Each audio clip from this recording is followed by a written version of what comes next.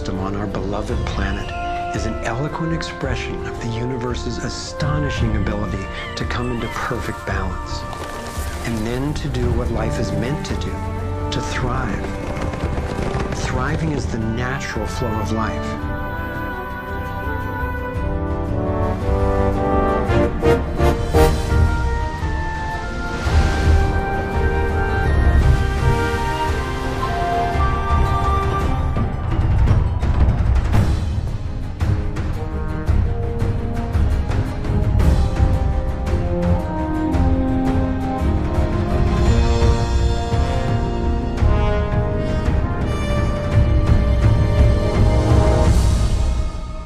Consider what is surely one of the greatest wonders of all, how a tiny egg and a single irrepressibly plucky sperm can unleash a process that brings forth in the end another one of us.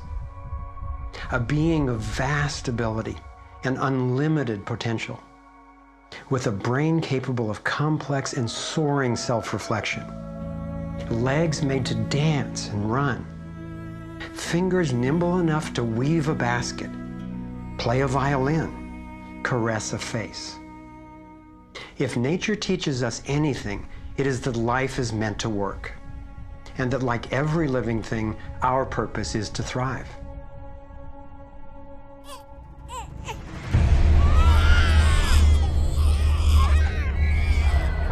And yet, for the majority of people on the planet, life is not about thriving. It's about surviving, just trying to hang on. Is this really the best we can do?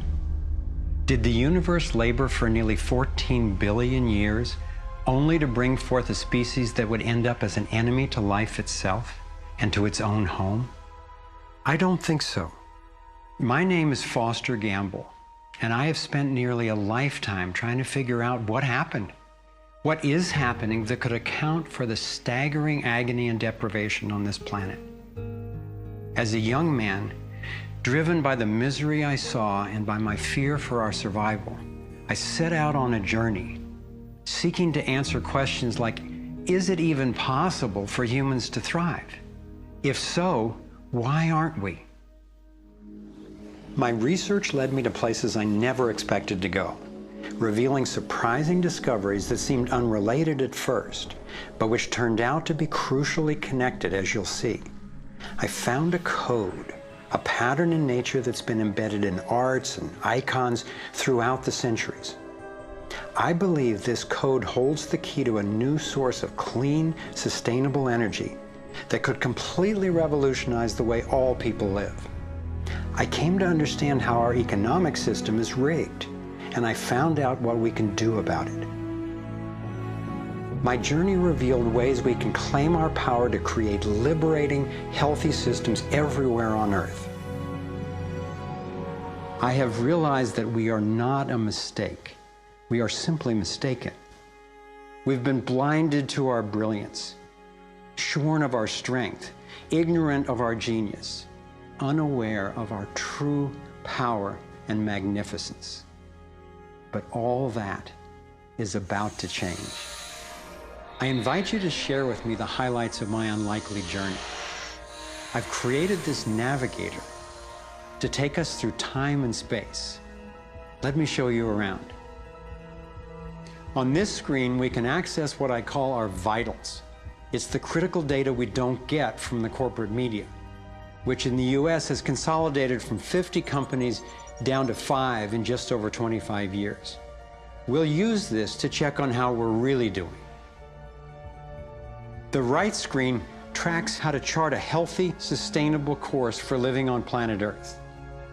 I call these the navigating insights. And this will be our compass. Instead of a needle seeking north in our Earth's magnetic field, our compass is the shape of the field itself.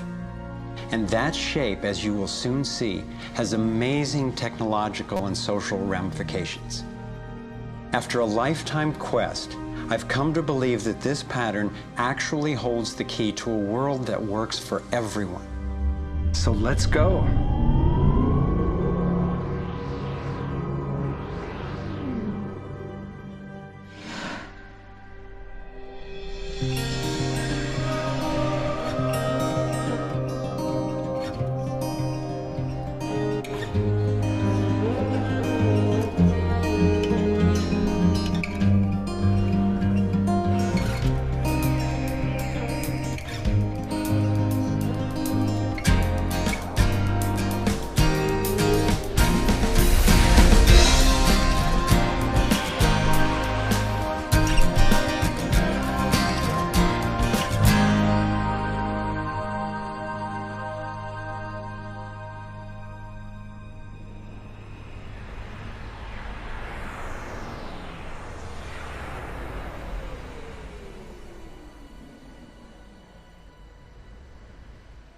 I grew up in a world of privilege and power, attending elite private schools and then Princeton University. As a direct descendant of one of the founders of Procter & Gamble, I was groomed to be a leader in the establishment. But I chose a different path.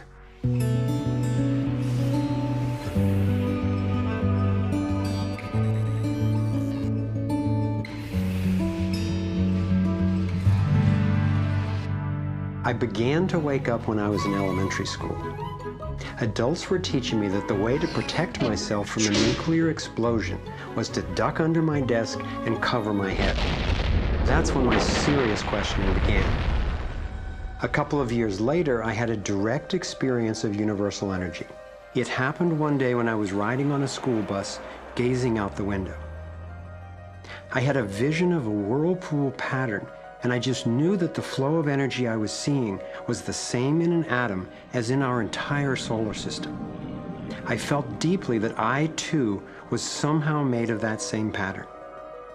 This vision was what originally got me into science, into trying to figure out how the universe works and how we humans fit into the overall pattern of life energy.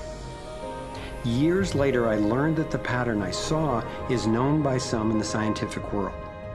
It turns out that in 1921, Albert Einstein got a Nobel Prize for discovering that when energy is released in the universe, there are little packets of wholeness that emerge.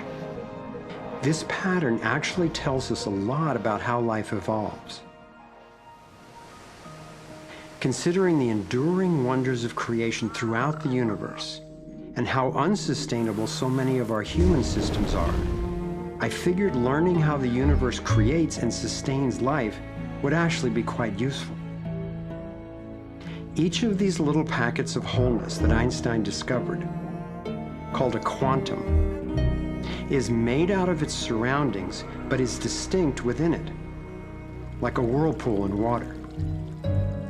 These packets are always the same pattern, no matter what size, and they are surprisingly relevant to issues as seemingly disconnected as the wars in the Middle East, the global financial collapse, and how to achieve justice for everyone.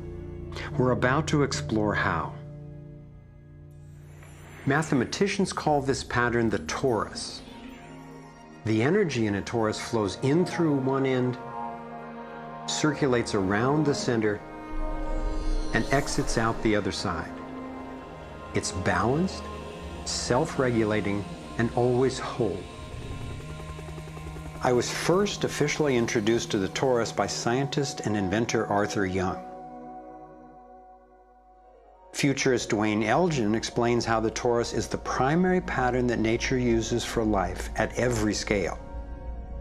Evolution means to unfold, to roll out. So the question is, what is the universe rolling out? And what the universe is rolling out is self-organizing systems, and you can see this at every scale. A self-organizing system is a technical term for just a system getting a hold of itself, knowing itself, essentially.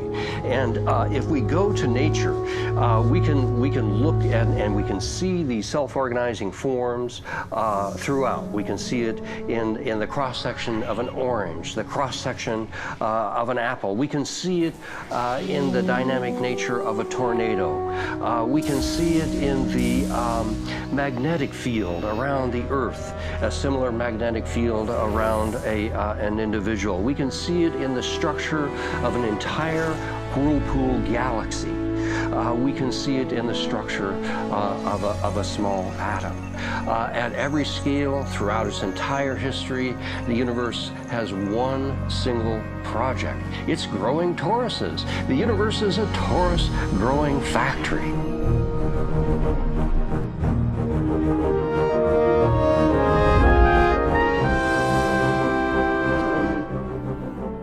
These toroidal dynamics are visible at various scales.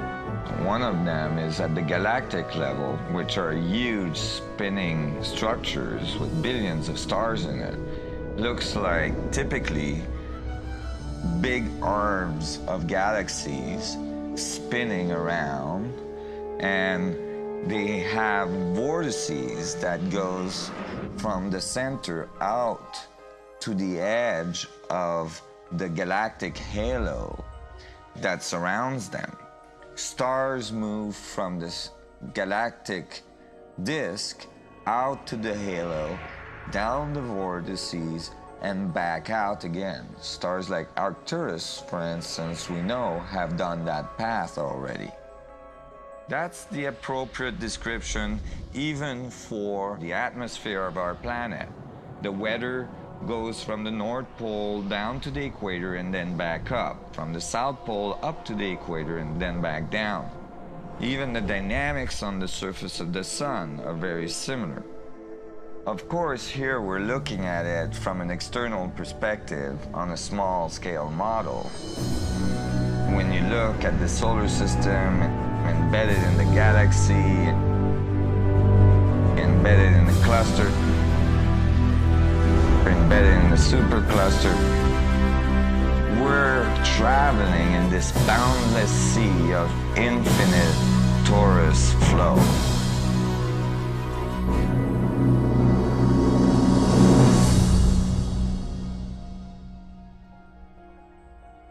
The torus is like the breath of the universe. It's the form that the flow of energy takes at every scale of existence. But there's also an underlying structure in how the flow fits together, sort of like a skeleton. It's called the vector equilibrium, a term coined by one of the 20th century's greatest thinkers, Buckminster Fuller. Inspired by Fuller's visionary work, I spent decades researching the dynamics of the vector equilibrium and the torus.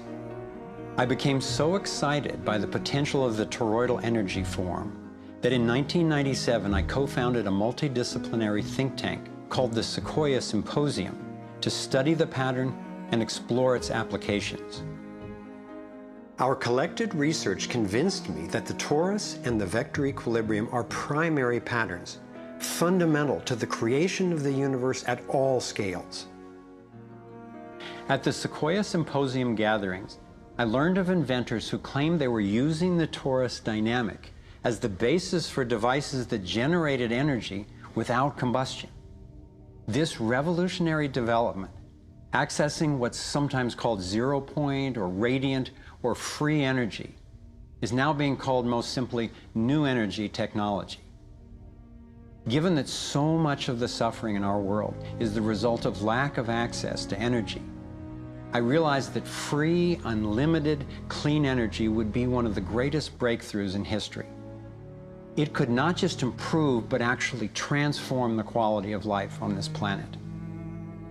So I began to wonder who else knew about this pattern or about this powerful potential energy source. Some of the scientists at the symposium showed me how the torus has been encoded by different cultures for millennia. Apparently, ancient cultures had embedded this code in the most enduring forms then possible, in stories, in icons, in alphabets, and buildings. Here we are at one of the world's oldest sacred sites, the Osirian Temple at Abydos, Egypt. Very little writing is found in the Osirian Temple. However, there is one very significant piece of information in that temple. It is a very faint but clear and precise drawing. It's not etched into the rock, it's not carved, it's burnt into the atomic structure of the rock in some extraordinary way. Nassim has decoded the Osirian symbol in 3 dimensions. Since our world is not two-dimensional, it makes sense that codes relaying information about our world also wouldn't be limited to flat designs. His 3-dimensional version of the Osirian symbol starts with the vector equilibrium, a perfectly balanced force field with 12 equal energy lines radiating out. They stabilize its center like the 12 spokes of a wheel. The primary pattern of balanced energy flow around this structure is the torus.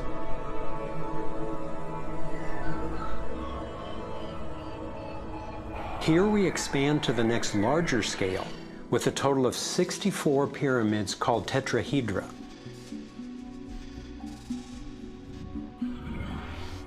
If we then put spheres in representing the toroidal energy field surrounding each of the pyramids, and then we drop away the pyramids,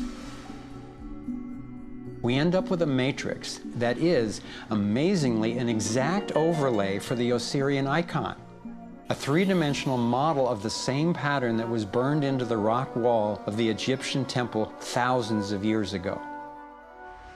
Now we travel across continents, from Egypt to China, where the same geometry appears at another sacred site built in 1420. Then you go to the Forbidden City, where the sun gods reside, and where you find at the entrance the Fu Dogs, the guardians of the knowledge. They guard the knowledge under their paw. The same geometry of 64 energy units is encoded again. I started wondering, is it just a coincidence that the exact same design appears in significant places on 2 different continents? But then Nassim showed me that this geometry of 64 is encoded time and again in cultures across the centuries and from all over the world. The Hebrew Kabbalistic tree of life creates the same structure we just saw, with the vector equilibrium again embedded at every level.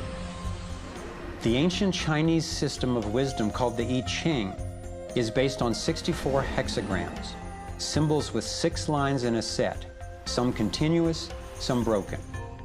These can be put together as the 6 edges of a tetrahedron, and together would form the 64 tetrahedron crystal.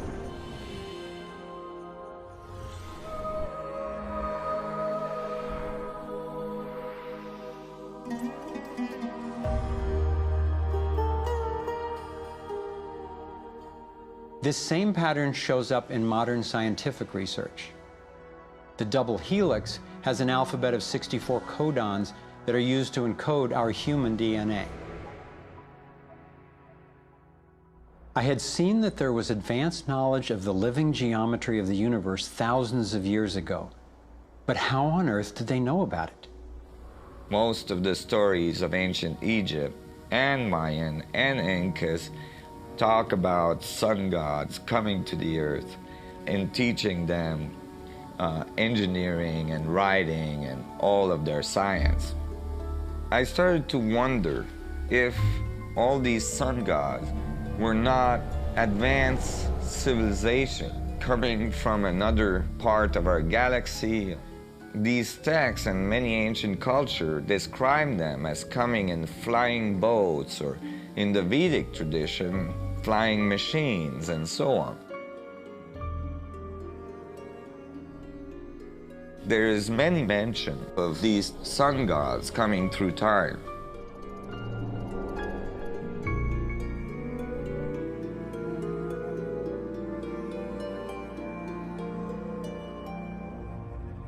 Could these early pilots from beyond our world be the ones responsible for sharing the knowledge of this code? Could they actually be tapping its power to propel themselves through the cosmos? This isn't where I thought my research would lead me, and these notions were rocking my world. But Nassim has impressive evidence to back up his theories, and I could see no other rational way advanced math and physics concepts would have been recorded over 3,000 years ago. I sought out one of the most knowledgeable investigators, Dr. Stephen Greer, the founder of the Center for the Study of Extraterrestrial Intelligence. He's conducted hundreds of interviews with top-ranking government and military witnesses. And so when we talk about extraterrestrial intelligence, we're talking about civilizations that have reached the point of being sentient like we are, but whose technologies and perhaps social capabilities are such that they've been able to become interstellar or interplanetary civilizations. And when you look at the fact that the most conservative estimates are in the Milky Way galaxy that there are at least 10,000 Earth-like planets that have intelligent life on them, and that at least half of them are likely to be as advanced or more than ours, it's almost a certainty that there's intelligent life out there that have mastered the laws of the universe beyond what's currently taught at MIT and Caltech, to be able to transfer through space-time in real time through vast distances of interstellar space. We have over 4,000 cases where these objects have landed on terra firma and left physical evidence. We have over 3,500 pilot cases. We have hundreds of cases, including ones from the highest ranking investigator at the FAA, John Callahan, and numerous other operators where these objects have been tracked on radar going tens of thousands of miles per hour or dematerializing and then reappearing in another point in the sky. Yes, there have been ET visitation, there have been crashed craft, there have been material and bodies recovered. We have contact with aliens not originating from some foreign country, but from some other solar system. And I have been a party to that. There were documents that I have seen that refer to the Roosevelt having several instances of UFO flyovers, and particularly after they took on board nuclear weapons. And my SEAL told me, Jordan, this, what have you got in your log? This never happened. The crew going on duty and the crew coming off duty all saw the UFO just hovering in midair. It was a metallic circular object, and from what I understand, the missiles were all shut down. That means they went dead, and something turned those missiles off. Now, remember, all this stuff is flying at several thousand miles an hour. So this thing fires a beam of light at the warhead, hits it, and then this thing flies up like this. Meanwhile, we're all going like this, fires another beam of light, goes around like this, we're going like this, fires another beam of light, goes down like this, fires another beam of light, and then flies out the way it came in. And the warhead tumbles out of space. The feeling at the time was that it must have been extraterrestrial. They took the film and they spooled off the part that had the UFO on it, and they took a pair of scissors and cut it off. They put that on a separate reel, they put it in their briefcase, they handed Major Mansman back the rest of the film and said, here, I don't need to remind you, Major Mansman, of the severity of a security breach. We'll consider this incident closed. But who do you tell that you were involved in a UFO incident without them looking at you like you ain't wrapped too tight?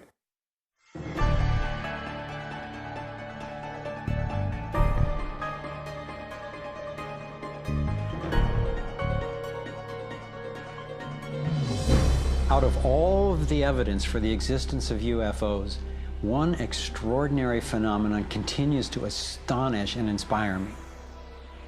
The appearance throughout the world of so-called crop circles. These elaborate designs appear mysteriously swirled into crops of grain in such a way that the stalks are bent over, yet remain alive.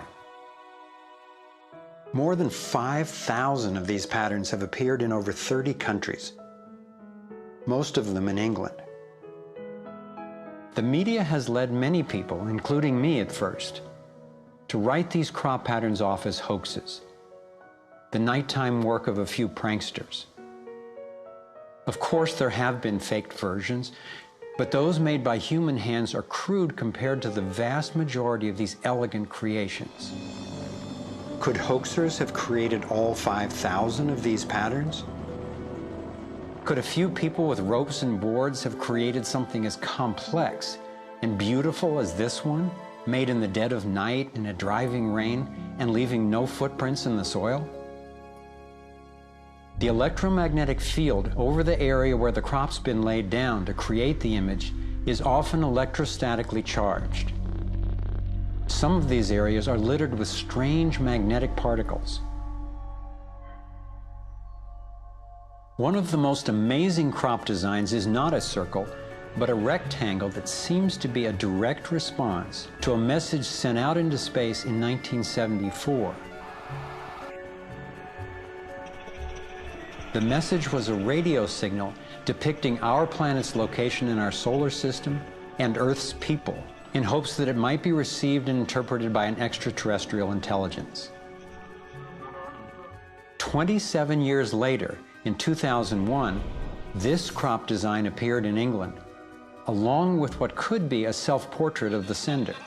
This message matches the format of the NASA signal and describes a different solar system from ours, a picture of the sender, non-human DNA, and a microwave antenna they apparently used to communicate, rather than the radio antenna that we used.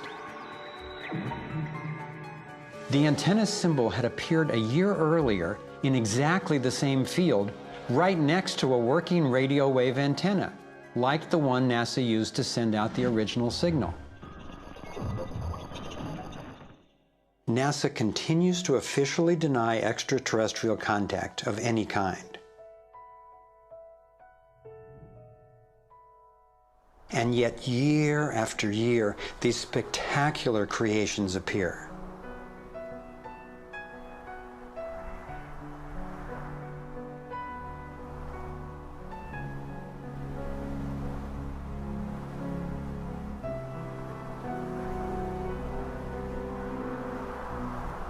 So what might these remarkable designs mean? Here are some two-dimensional versions that seem to be revealing the torus in 3D.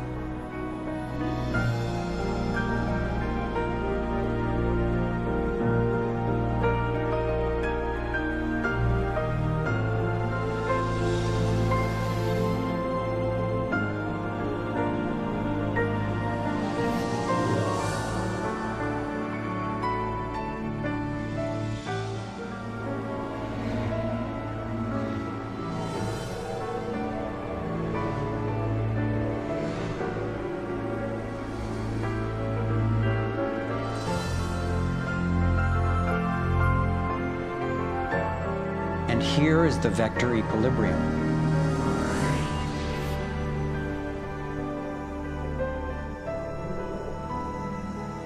And the related pattern of 64 that we saw encoded in the arts of so many ancient cultures.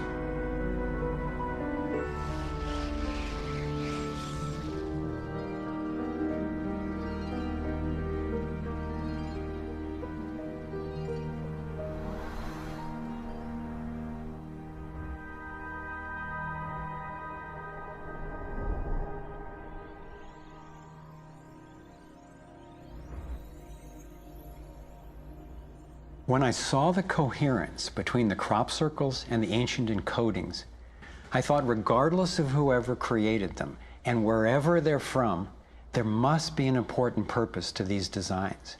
They're so coherent.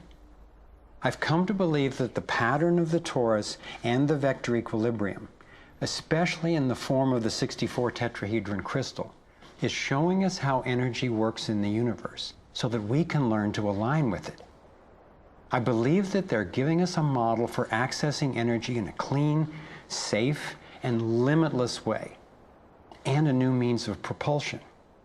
What more important message could there be to get to us, and especially now, from their perspective, as we're beginning to extend our careless reach beyond our planet? I got further confirmation of this notion when I met Dr. Jack Kasher, a former professor of physics at the University of Nebraska, who has also researched UFO phenomena. Presenting at a Sequoia symposium, Dr. Kasher showed a remarkable series of drawings by a woman named Lane Andrews, who claimed to have been invited onto an extraterrestrial spacecraft. I was startled to see her detailed sketches of the toroidal energy field that she said propelled the vehicle and protected the passengers. I subsequently interviewed James Gilliland. James has many hours of UFO footage from his ranch near Mount Adams in Washington State. He also claimed to have gone on board an alien spacecraft. What blew my mind was that he had never met Lane Andrews and had no knowledge of her experience, yet he described a phenomenon that was amazingly similar: numerous ships with spinning rings of light. Could it simply be coincidental that James and Lane described the same torus dynamic, and that both of these people have been harassed extensively by government and military agencies? To some, the idea of UFOs may sound crazy, and yet from another perspective, it is completely plausible. The Earth is about 4.5 billion years old. That's 4,500 million years old. What if there's another planet that's almost exactly like us? Almost exactly. 4,501 million years old. They're a million years ahead of us. And on a galactic scale, they're almost our twin brothers. So where are we going to be in a million years? We'll have solved all these problems, and there's another way, whether it's wormholes or warping space. There's got to be a way to generate energy so that you can pull it out of the vacuum. And the fact that they're here shows us that they found a way. This is a major shock to the human system that is in process. I understand why people in our generation, people who aspire to positions of political leadership, etc., never dare go near that question, because it's a worldview challenge. It's a fundamental worldview challenge. So here we are, a relatively immature species struggling with possible self-destruction. If aligning with the torus does hold the key to a new form of clean, safe energy access, imagine the implications. This could be the most important technology breakthrough of our times. So who wouldn't want to have an energy source that's unlimited and freely available? That turned out to be a key question. And that's what led me down the next rabbit hole.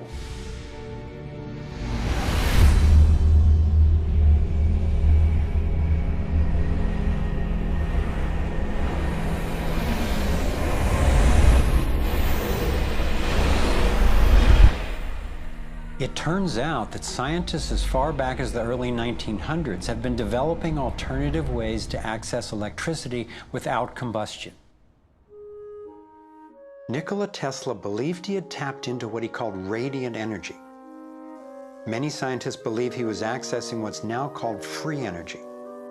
But before Tesla could finish the project, his financier, banker J.P. Morgan, who had a monopoly on the copper used for electrical lines, recognized how Tesla's invention could transmit electricity without wires. He then shut down Tesla's funding. Tesla's lab was burned down and he was ostracized, all for trying to implement his vision of unlimited energy for everyone.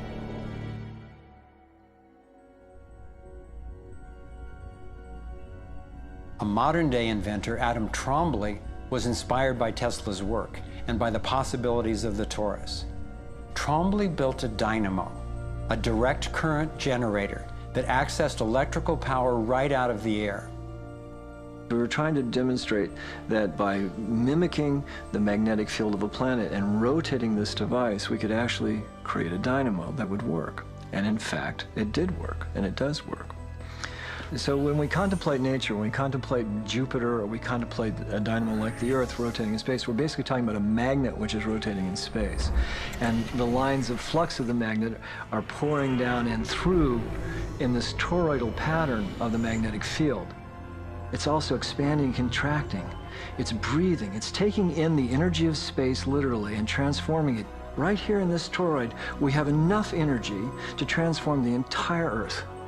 And that's not just a theoretical statement, it's literally true. To contemplate the implications of this means that every single place on Earth suddenly has power. Every single person on Earth suddenly has power. We have universal abundance. Trombly had been invited to demonstrate one of his generators at the United Nations and the U.S. Senate. But these events were undermined by the first Bush administration. Then the device itself was taken in a government raid. Trombley's experience isn't unique. Almost every time I found an inventor with a promising new technology in the field of free energy, he told a similar story of suppression.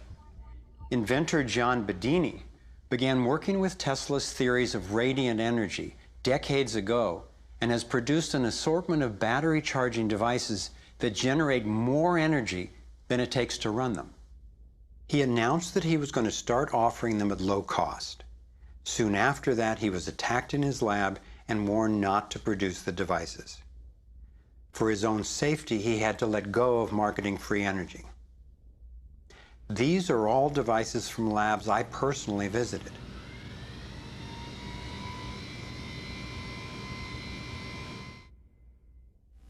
Now.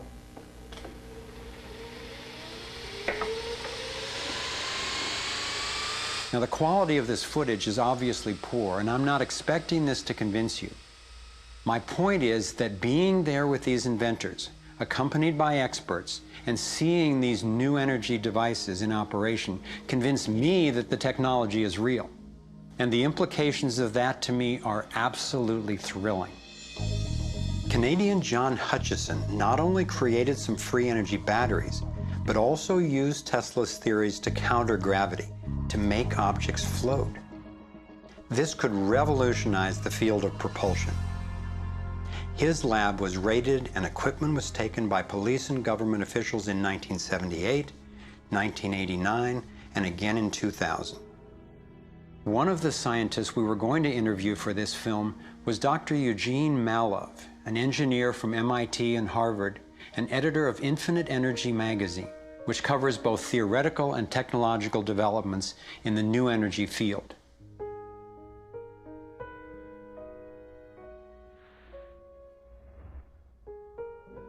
Dr. Malov was mysteriously beaten to death in 2004. If these inventors were all hoaxers and charlatans, I wondered, why are they being suppressed so consistently and so brutally? I asked free energy inventor Adam Trombley why he thought this technology was being suppressed, and if the UFO phenomenon was related.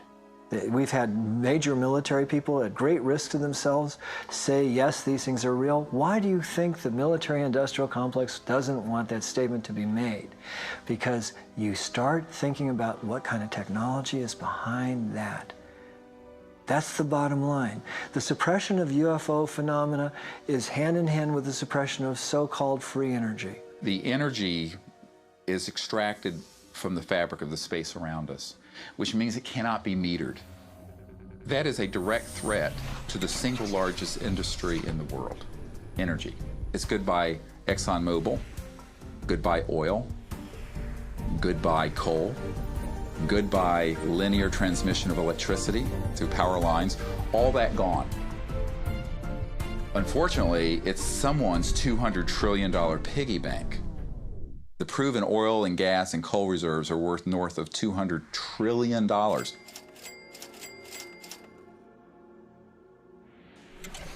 This information coming out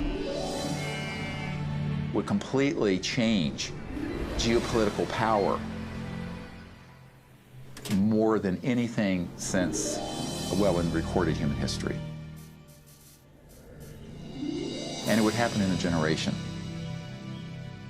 I started to examine the breakthrough solutions, and much to my surprise, these concepts have been proven in hundreds of laboratories throughout the world, and yet they have not really seen the light of day. Rather than smashing things together and trying to control the explosion, these new technologies rely on blending, of dancing with what naturally is. The common denominator of all the free energy devices I've seen is that they mimic, in one way or another, the torus energy shape. You don't have to believe in free energy technology to be concerned about the repression of ideas and inventions. I found myself thinking, what better way to justify our dependence on oil, coal, nuclear, and other dangerous and dirty technologies than to claim there are no better, cheaper alternatives? It was my beloved wife and creative partner, Kimberly, who kept bringing me back to the human implications of my scientific research. For me, as intriguing as the tourists and ETs and free energy are, the most compelling question was, would understanding these things really help alleviate human suffering in any way? And it turns out it can. So much of the pain on the planet has to do with the lack of access to energy. Can you stay warm? Can you get food and water? Can you get hospital care? All that has to do with energy access. If there is a fundamental pattern, which makes sense to me that evolution would be efficient in that way, and we can align with that pattern to create new technologies that will solve these problems, then it's worth it to me to open my mind to these socially taboo subjects. If the new energy technologies were to be set free worldwide, the change would be profound. It would affect everybody. It would be applicable everywhere. These technologies are absolutely the most important thing that's happened in the history of the world. So given the stakes, I decided to ask who's benefiting from suppressing scientific research? Whose wealth and power are threatened by access to clean, free energy? Who has a motive to set up a world where so few have so much and so many have so little? As an independent researcher, I followed one of the cardinal rules of investigative journalism. If a story doesn't make sense, follow the money.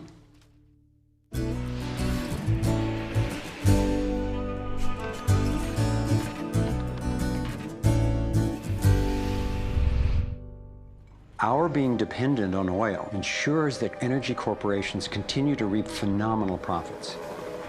I see them committing huge resources to undermine energy alternatives, to control global reserves, and to maintain high oil prices. They have enough money and influence to suppress anything that might threaten their monopoly. So who's behind the huge energy corporations?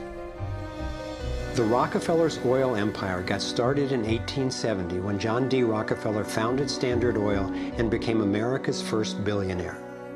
Standard Oil has since morphed into ExxonMobil and others. And the Rockefellers control our food as well. They were primarily responsible for the global shift to large-scale petroleum-based agriculture. I remember the so-called Green Revolution of the 1960s and 70s. Like most people, I thought it was a great thing. It was, however, based on the planting of huge plots with a single crop using vast amounts of oil-based fertilizers, herbicides, and pesticides. The Green Revolution was the brainchild of the Rockefeller Foundation's Natural Science Division in partnership with large agricultural corporations. Petroleum-based agriculture provided vast new profits for the oil industry, but never lived up to its promises of ending hunger and promoting health. The Green Revolution did at first increase productivity because every bit of soil was being used for immediate production. But its true costs can now be seen. Taxpayers pay billions in subsidies to giant agribusiness corporations. Small family farms have all but disappeared. Biodiversity is destroyed. Toxic chemicals poison farm workers and pollute the land, water, and our food supply, endangering the health of us all. As of 2010, approximately 1 in every 7 people worldwide did not have enough to eat. The giant corporations who had brought us chemicals for chemical industrial agriculture, and they were talking about 3 instruments to consolidate the food chain. The first was genetic engineering as a way of control. The second was patenting seed and patenting life as a way of control, declaring seed to be private property, treating the saving of seed by farmers as a crime, as a theft of intellectual property. And the third was so-called free trade treaties that would rob ordinary people, farmers, growers, of their freedom to save seed. The design of Terminator technology to create sterile seed in order to impose even more dependence of humanity on a handful of corporations is the ultimate step in this. We are, through what we are doing with seed, literally for the first time, creating a new colonization, which I call the colonization of the future.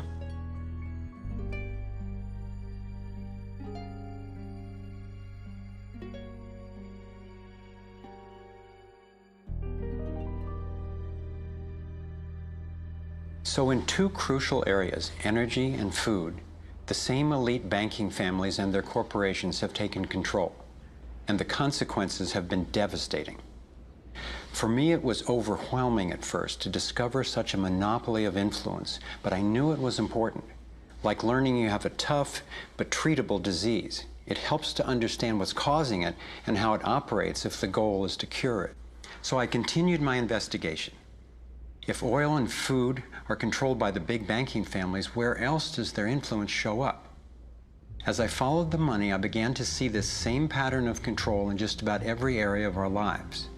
And I always found the same families in charge, either directly through their banks and corporations or indirectly through their major foundations. Again, it was the Rockefellers who created the National Education Association with help from the Carnegie Foundation and later from the Ford Foundation. What the captains of industry wanted from our schools was an obedient and docile workforce who would be manageable employees and eager consumers. Schools are to establish fixed habits of response to authority. That's why it takes 12 years. You're to respond reflexively when anyone in a position of authority tells you what to do. Like education, health is yet another area dominated by big money and corporations. The American Medical Association, for example, is largely funded by the Rockefellers, who use their funding to influence AMA research and decision-making. The average MD in 4 years of medical school takes one course in nutrition, 2.5 hours in many cases, and the materials used, the curriculum materials, are supplied by the National Dairy Council and the National Livestock and Meat Board and other industries, including the Sugar Association, with products to sell that actually undermine our health in the first place. Unfortunately, the way the system of medicine is set up, medical education is primarily, funded by pharmaceutical companies. So there's a motive to make and sell as many drugs as possible. It's also a very time-effective way of making money for the physician, for the pharmaceutical company, for the whole medical establishment.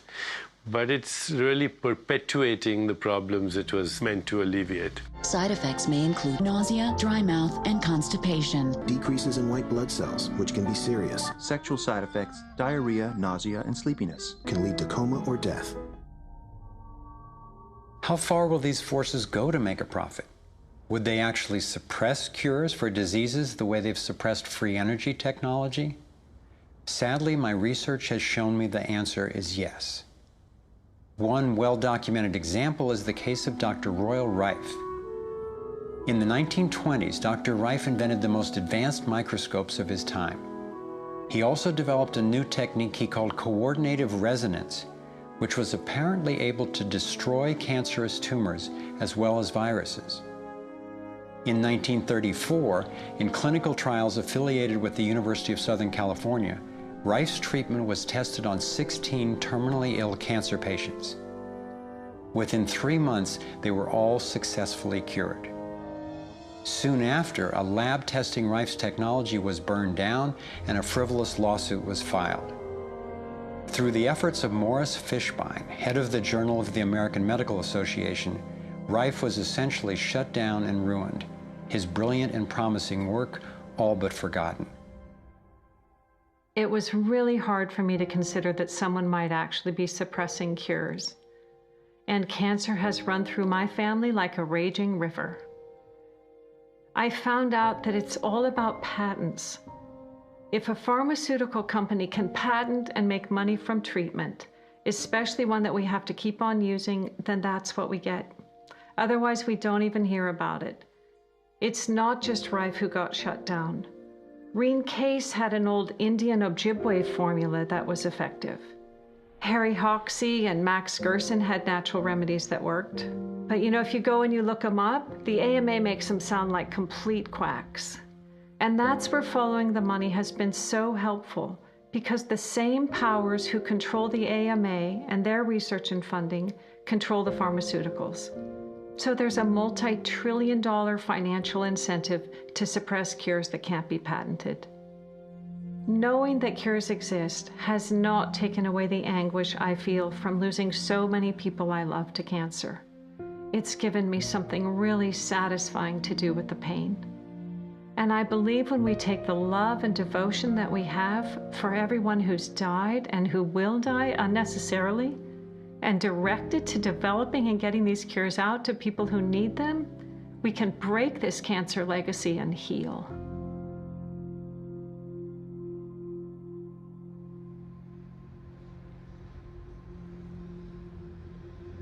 As difficult as it was for me, I have come to an inescapable and profoundly disturbing conclusion. I believe that an elite group of people and the corporations they run have gained control over not just our energy, food supply, education, and healthcare, but over virtually every aspect of our lives. And they do it by controlling the world of finance, not by creating more value, but by actually controlling the source of money. When I followed the money, I found that it took me up the levels of a pyramid. Here we are at the bottom level going about our daily lives. Above us is government, people who are given a monopoly on force and use it to tax and control us whether or not we agree. But who controls them? At the next level are the corporations.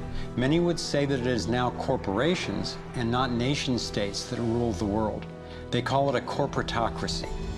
To acquire the world's resources and control the markets, this corporatocracy must have access to cheap money.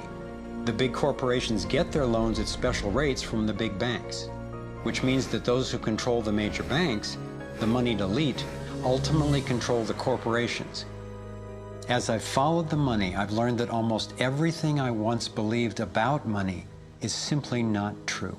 It's interesting how few questions we actually ask about very everyday things, like when we go into a bank and we ask for a loan of, say, $50,000, £50,000, what actually happens?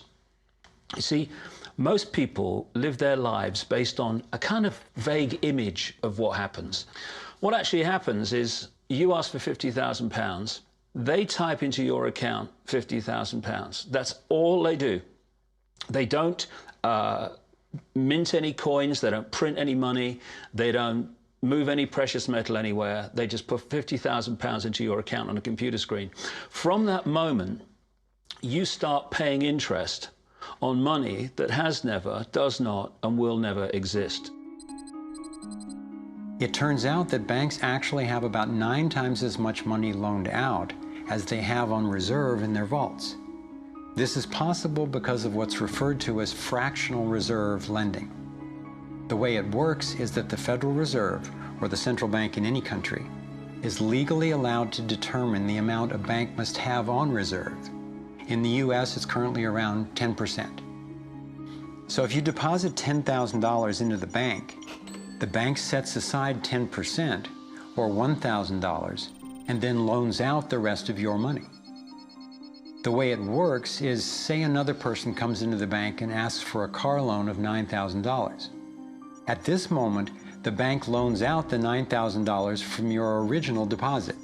It isn't there anymore.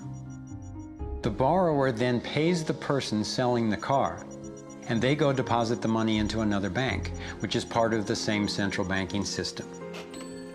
This $9,000 is treated as a new deposit, and the process continues.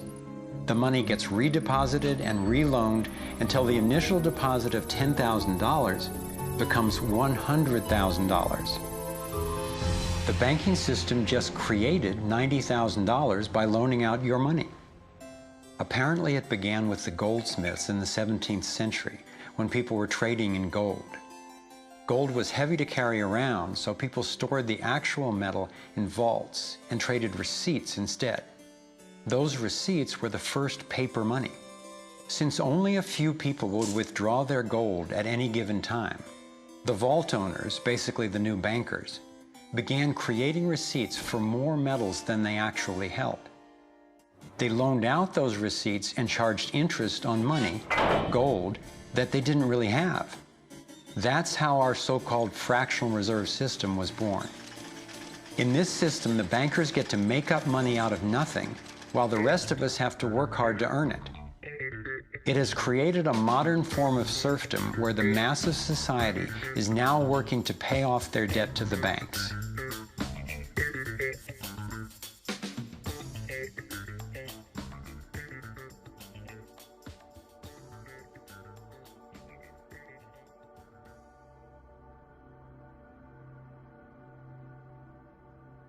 Under this fractional reserve scheme, we inevitably become debt slaves to a ruling class of financial elite, not because they are better or smarter than anyone else, but because they have rigged the system to benefit themselves at the expense of most people on the planet. Catherine Austin Fitts is an expert on this issue. She was an Assistant Secretary of Housing and Urban Development under President George Bush Sr., and then an advisor to the Clinton administration. Let's set up a game of Monopoly and you want to buy Park Place. What I can continually do is just print money, give myself more money, lower the value of your money by printing more. No matter how hardworking you are or how successful you are, I can always end up buying you for free. So how come if you or I make up money, it's called counterfeiting, but if the banks do it, it's increasing the money supply? How did the banks get this power? This is Jekyll Island, where in 1910, representatives from the Rockefellers, Rothschilds, Morgans, and other private bankers gathered secretly to draft the legislation that would create the Federal Reserve. Ed Griffin literally wrote the book on what happened at Jekyll Island. Central banks are banking cartels which have gone into partnership with the respective governments in the countries where they operate. And they've been given monopolistic power over the creation of the nation's money supply. That's what the politicians handed to them as a gift, you might say, for the partnership. Now, in return, what did the bankers do for the politicians? They promised to create money out of nothing, now that they've got this legal power to do it anytime the government needs it. And since 2008, we've witnessed the greatest fake money printing run in recorded history. This financial sleight of hand disguises the costs, hides who's to blame, and leaves us as debt slaves working to pay off the bill. I found it revealing that in the same year the Federal Reserve was founded, 1913, the Internal Revenue Service was also established. An income tax was then instigated so you and I would have to pay the politicians' debt plus interest to the bankers.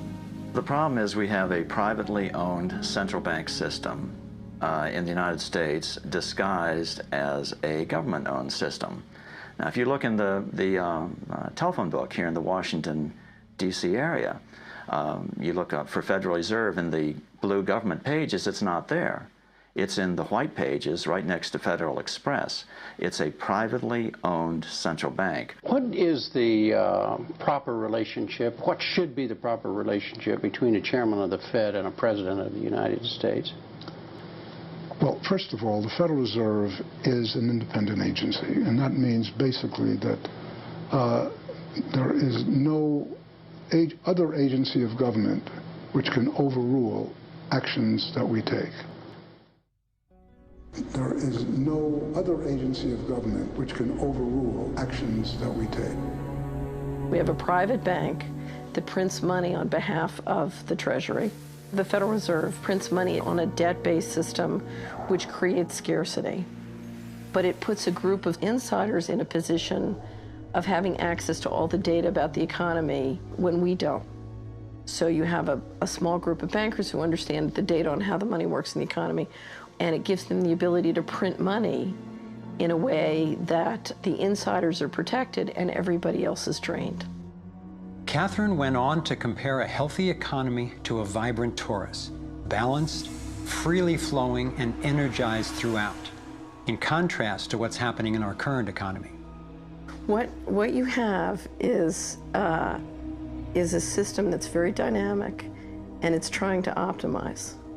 But But intertwined in the core of it, you have a tapeworm. The way a tapeworm works in your body is it injects a chemical into your body that makes you crave what's good for the tapeworm and bad for you. You have a parasite that's very much manipulating and engorging itself at the expense of the whole. We live in a tapeworm economy where the financial elite are the tapeworm and they're feeding on us. And they don't like it when people blow their cover. After Catherine began exposing government corruption at the highest levels, the FBI raided her company and seized its assets. She was dragged through the courts for 10 years before being found innocent. So we've got the Federal Reserve, a privately owned corporation with a monopoly on creating money, but with no accountability, backed up by a government with a monopoly on force. The country got sold on the Fed as an institution that would help stabilize the economy and remain independent of politics. But in fact, in close to a century of existence, the Federal Reserve has done just the opposite. Since they took charge, we've been robbed through inflation, and the purchasing power of the dollar has declined more than 96%. And the wealth gap makes it clear most of the money is going to a very few.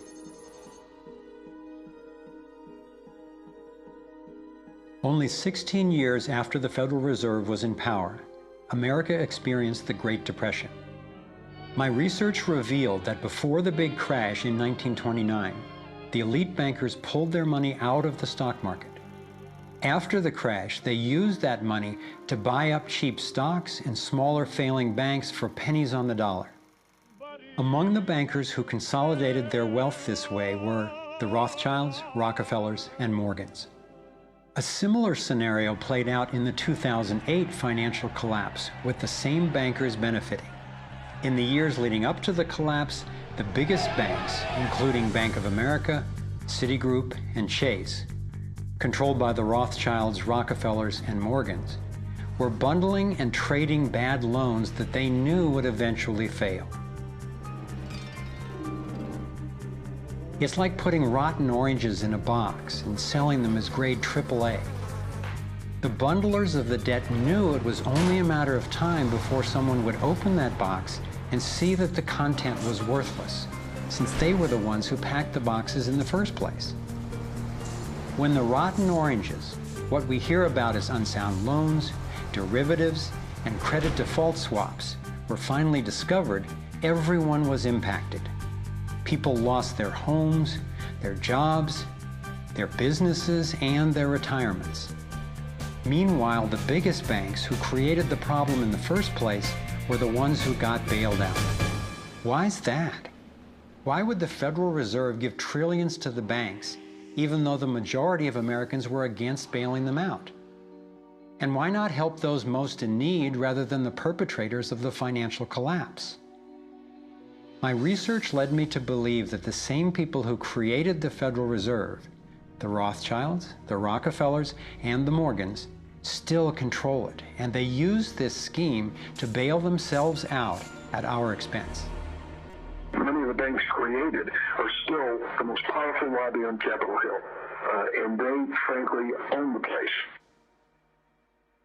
I'm convinced that the near collapse of the economy in 2008 resulted from an orchestrated pump and dump scheme designed and executed by the big bankers to consolidate wealth and power.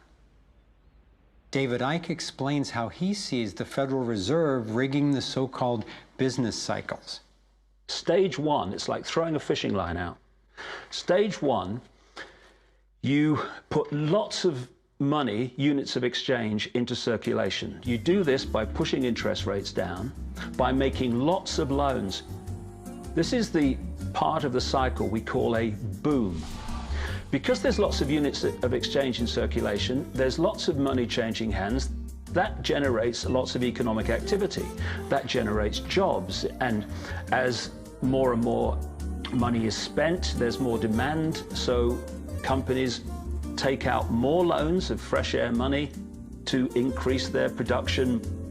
people get confident in their everyday lives. Hey, you know, I work for this company, they've got lots of orders, it's really going great, my job's safe, I tell you what, we can have a bigger house. Then they start to change it. What they do is they pull the fishing line in. They push interest rates up. Now, fewer people, are taking out loans, and they make the criteria for having a loan from the bank stronger anyway. And also, now, as interest rates have gone up, a larger part of people's income is going to pay back the extra interest and not being circulated in buying things. Suddenly, there's nothing like as much money in circulation, and therefore, fewer things are being bought.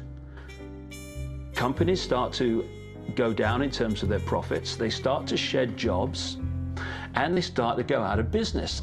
People lose their jobs, they can't pay the mortgage anymore of the big house they took out in the good times. Now what the banks are doing is starting to reel the fishing line in, because as they go bankrupt, companies and individuals, the banks get the real wealth, the property, the land, the resources that they had signed to them for lending merely figures on a screen. Now this economic cycle of fishing line out, fishing line back, lots of units in circulation, pull them in, has been going on for centuries. And what it's done, it's stolen and accumulated the real wealth of the world in the hands of the few.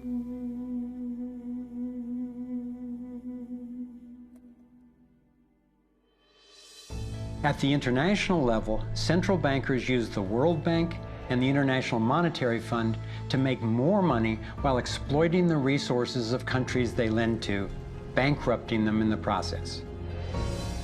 The central bank of central banks is the Rothschild-created Bank for International Settlements. The elite are positioning themselves to control access to virtually everything we need to survive. No matter where you go in the world, the money is controlled by the banking system. They decide if people eat or if they don't eat. Who's a billionaire and who lives on less than $1 a day? He who controls the money controls the world, and a very few control the money.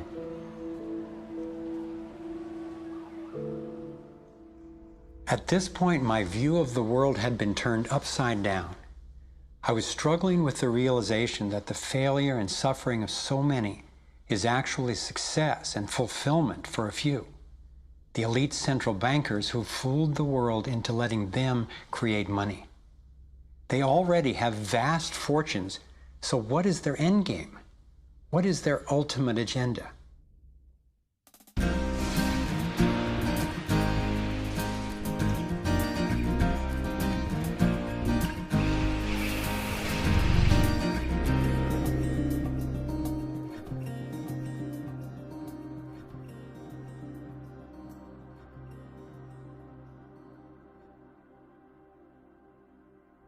I kept running across compelling evidence and credible experts saying that the secret agenda of the banking elite is nothing less than total global domination. At first, I resisted the idea, but I was committed to finding out what was keeping us from thriving, no matter where it might lead. One night I woke up at 3 a.m. with the burning question: if this small group wanted to dominate the entire world, what would they need to control to accomplish it? I jumped out of bed and started making a list. First and foremost, they'd have to control money, and they do. Controlling money allows them to run everything else. They'd need to control energy, and they do. They already control big agriculture and world trade. They're buying up water supplies worldwide. They've got health in their pocket, and they're trying to suppress natural alternatives. Mainly, they'd have to control what information we'd get and how we'd react to it. In America, the internet, our greatest tool for communication and grassroots organizing, is currently not controlled or censored, but its open status is being attacked from all sides. Governments, corporations, and the United Nations are all attempting to take control. For complete domination, dissent has to be controlled. They'd need to take away our rights, spy on ordinary citizens, and track every aspect of our lives. As the day dawned, I knew that a powerful elite had almost everything set up to rule the world. And I had the frightening realization that Big Brother is not just coming, he's here now. We are already in the Matrix. So how do we get out? To envision that, I realized I needed to discover what their ruling structure looks like and how it works. A relatively small group of families, especially the Rothschilds, Rockefellers, Morgans, and Carnegies, along with the Harrimans, the Schiffs, and the Warburgs, have been leading the controlling elite in the West for generations. I'm not implying that every individual in these families is aware of or active in the global domination agenda. However, I'm convinced the heads of these dynasties control the corporate and banking interests that carry out the sinister scheme that is destroying so many lives. Those secretly driving the agenda have been known by many names. Leaked reports confirm that they meet throughout the world behind closed doors to discuss their agenda. Then, like clockwork, their plans begin to show up in the media, finance, corporate, government, and military arenas. Of course, not everyone involved in these groups is in on the decision-making.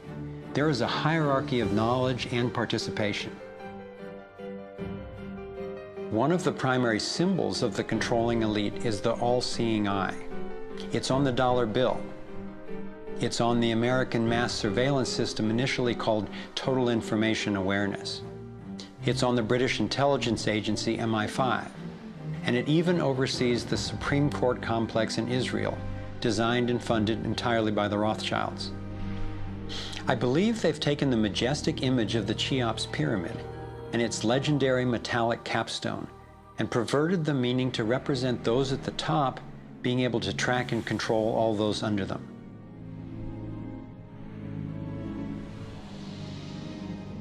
One of the painful ways this information has been used is by people who want to promote anti-Semitism. They wrongly call this a Jewish agenda and continue the ongoing racism that undermines and destroys so many lives. Let me be clear, this is definitely not a Jewish agenda. It's been documented that central bankers even funded both sides of World War II, as well as some of the corporations associated with Hitler's atrocities against the Jews. Since these people have more money than their families would need for generations, and since they have the power to create money, I don't believe wealth is their end goal. After you have all the material things that you could possibly want in life, what is left to excite you? And for many people, the answer is power, global power. They became intellectually elite. They began to think that they had a plan that was better than anybody else's plan. They got the idea that freedom is dangerous. If you give people freedom, you know what? They're probably not going to use it wisely like we think they should. We are smarter than they are. And for their own good, we should rule them. As I came to accept the idea of a ruling elite planning for total global domination, I began to hear these same people actually talking more boldly and publicly about it, only they call it the New World Order. When we are successful, and we will be, we have a real chance at this New World Order. It is a new world order with significantly different and radically new challenges. A new world order can be created. It's a great opportunity.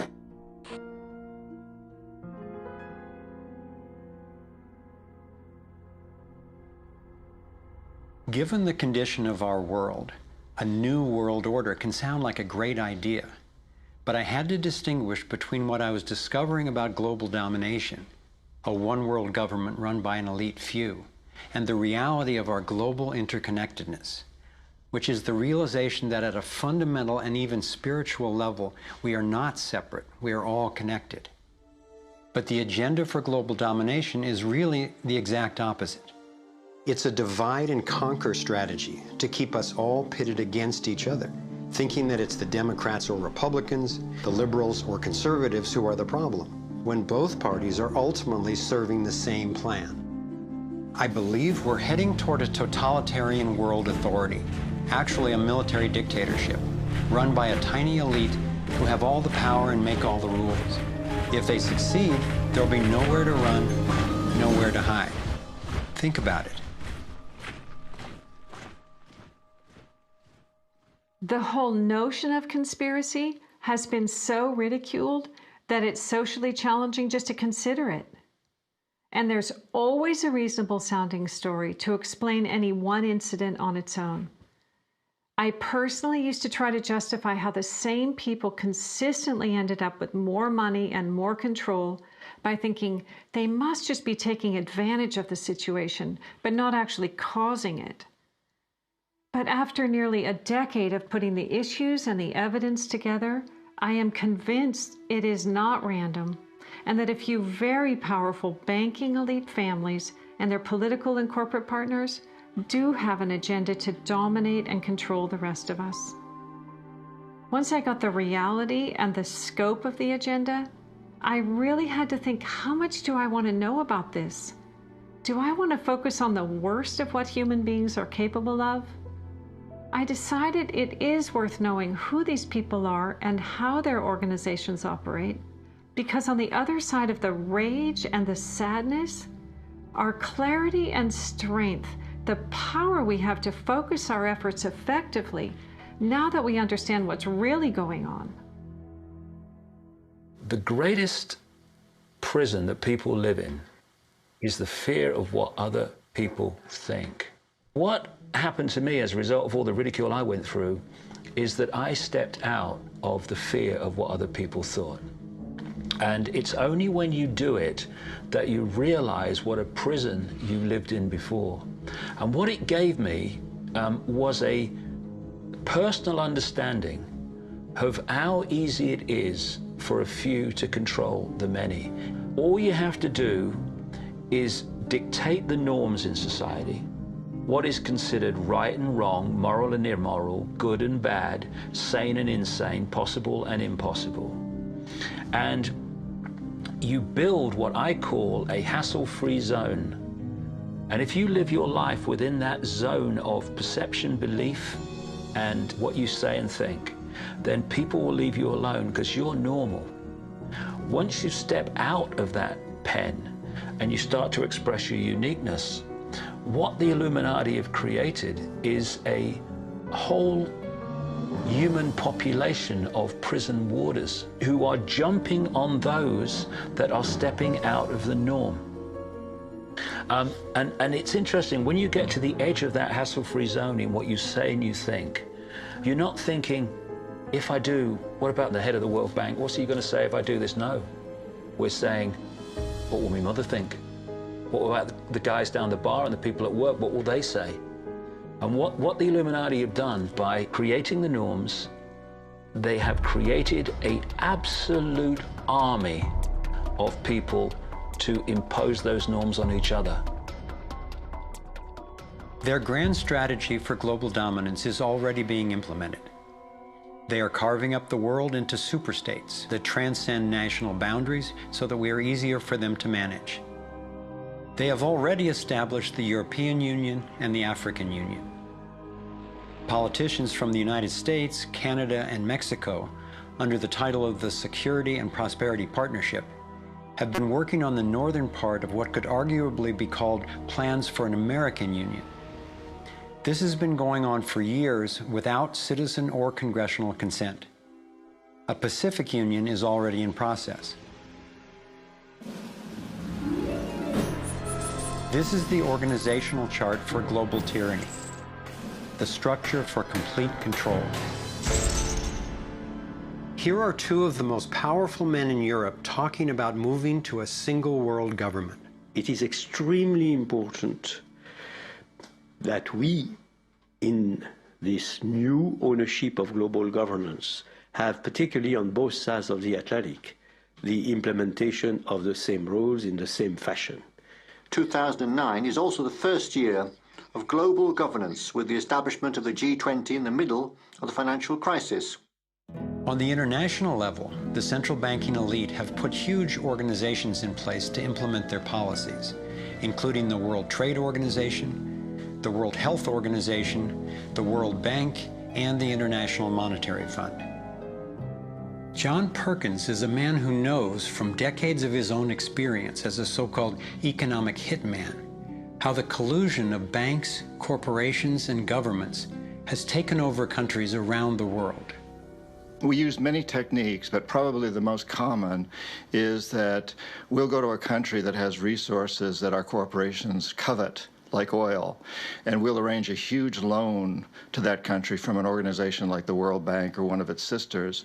But almost all of the money goes to U.S. corporations, not to the country itself. Corporations like Bechtel and Halliburton, General Motors, General Electric, these types of organizations. And they build huge infrastructure projects in that country, power plants, highways, ports, industrial parks, things that serve the very rich and seldom even reach the poor. In fact, the poor suffer because the loans have to be repaid, and they're huge loans, and the repayment of them means that the poor won't get education, health, and other social services, and the country is left holding a huge debt by intention. We go back, we economic hitmen, to this country and say, look, you owe us a lot of money, you can't repay your debts, so give us a pound of flesh. But as soon as one of these anti-American presidents is elected, one of us goes in and says, hey, congratulations, Mr. President. Now that you're president, I just want to tell you that I can make you very, very rich, you and your family. I've got several $100 million in this pocket. If you play the game our way, if you decide not to, over in this pocket I've got a gun with a bullet with your name on it in case you decide to keep your campaign promises and throw us out. Sell our oil companies your oil real cheap, or vote with us at the next UN vote, or send troops in support of ours to someplace in the world such as Iraq. And in that way, we've managed to build a world empire with very few people actually knowing that we've done this. Like many people, I thought a conspiracy for global domination could not really work because basically people are just not that competent. I thought there's no way they could pull off such a scheme at the necessary level of control and secrecy. One of the false hopes is this is all happening because government is incompetent, and it's a giant mistake, and people really don't know. And of course, that's great air cover for the fact that the system really does know where it's going, and it's going where it wants to go, and it's being successful at it. Still, I wondered how could something that is so big and corrupt be kept secret? It's a simple structure, and if it wasn't simple, it wouldn't work. And it can be likened to a compartmentalized pyramid. If you look at any organization today, no matter whether it's a transnational corporation, a university, a government, a secret society, they're all structured as a pyramid. And as the CIA and other intelligence agencies talk about, they have this need-to-know system. Only let people know as much as they need to make their contribution and no more. So you take a bank, an individual bank, not that there is such a thing. At the bottom, you've got the people you see when you pass your check over the counter in the bank. Now, they don't know what the bank manager behind them knows and is discussing. They only know what they need to know to do their job. The bank manager in the office behind them, he doesn't know or she doesn't know what's happening at the next level, and they don't know what's happening at the next level. And eventually, you've got a tiny few people at the peak of the pyramid of that banking structure. They're the only ones that know what the real agenda of the bank is and what the direction is that they're going and why. This kind of compartmentalization explains how the Manhattan Project, which developed the atom bomb in World War II, was kept secret despite having 130,000 people working on it. When I first let in the scale and the intentions of the agenda, I felt like I had the flu for about 2 weeks. But then it dawned on me. Here was this well-planned, well-orchestrated attempt to squelch human potential, and still our brilliance shines through. Even though we've been systematically distracted and repressed, people have come up with innovative, ingenious solutions to a huge number of the problems that we face. It's not our fault that we didn't recognize how organized and intentional this scheme is. It's our challenge. I looked at the kind of world the controlling elite have already given us, and I had to ask, what kind of world would we be living in if they had absolute and complete domination over everyone, everywhere? In this new world order of theirs, a tiny number of people would exercise total control over the lives of everyone through a system of intrusive surveillance, violent suppression of dissent, and debt slavery. Imagine tiny islands of opulence surrounded by a sea of misery, where the mission of the military is to protect the haves from the have-nots. I've come to believe that their endgame is truly ominous, and that they will stop at nothing to continue implementing their plan. As difficult as it may be for Americans to accept, I'm now convinced the agenda of the global elite includes destroying the financial strength and sovereignty of the United States. With its history of free speech and armed revolt, America represents the major hurdle to global consolidation of power. If they can succeed in bringing down this country, I believe the international elite intend to transfer the power and productivity of Americans to their one-world dictatorship, gradually taking over our lives in what David Icke calls the totalitarian tiptoe. Think about it. They've got us so deep in debt we can never repay it. They're collapsing the dollar, and they're attempting to replace it with a global IMF currency. This press for a global cashless electronic currency would enable a central authority to financially disable any individual or group in an instant. Now, for the first time in history, international taxes are being proposed under the pretense of addressing climate change. Like a Trojan horse, the suggested treaty unveiled at the 2009 Copenhagen Climate Conference appealed to our concern for the environment while distracting us from the fact that this unprecedented carbon tax would be paid to the World Bank and enforced by global police. There are ways to address our obvious need to curtail pollution without creating a tax base for tyranny. You want to change society in a way that you know that if you do it openly, you know you're going to get an adverse reaction. So you don't do it openly. You play problem, reaction, solution. Stage one, you create a problem. It could be a terrorist bomb, it could be a 9/11, it could be a run on a currency, it could be a stock market collapse, a government collapse. You tell the people your version of A, who did it, and B, why. And at this point, problem, reaction, solution would fall down if we had a media that was in any way related to journalism. Instead, the mainstream media is a public relations office for the official version of events. Turns out President George W. Bush was right about Saddam Hussein hiding weapons of mass destruction. The virtually only way or source of information that the public have about this event is from the mainstream media.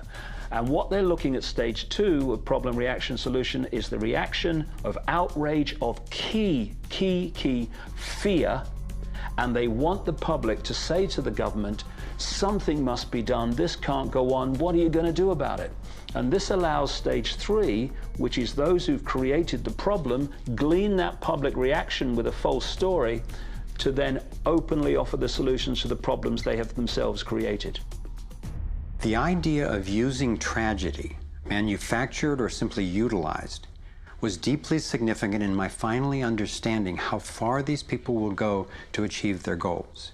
It's a documented fact that we entered the Vietnam War under false pretenses. Former Secretary of Defense Robert McNamara has acknowledged that the attack on a ship in the Gulf of Tonkin didn't actually take place. Our judgment that we'd been attacked that day was wrong. It didn't happen.